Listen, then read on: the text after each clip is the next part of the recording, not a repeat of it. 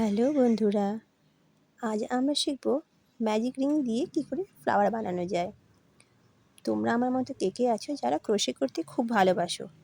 আমার favourite time pass হচ্ছে crochet. তোমাদের কি একটু জানিয়ে তো। প্রথমে দেখো একটা ছোট্ট ম্যাজিক রিং করে নিলাম। তারপর আমরা ওই ম্যাজিক রিংয়ের ভিতরে প্রথমে করব তিনটে চেন, তারপর দুটো ডাবল ক্রোশে, দুটো চেন, তারপর আমরা স্লিপ স্টিচ দিয়ে একটা পাপড়ি কমপ্লিট করে নেব।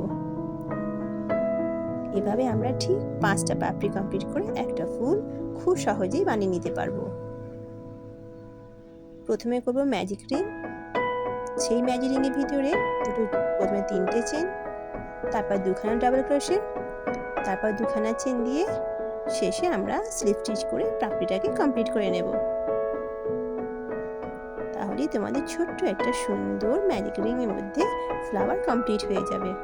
তোমরা চাইলে ডাবল ক্রোশে বাড়িয়ে নিয়ে ফ্লাওয়ারগুলো বড় করে নিতে পারো।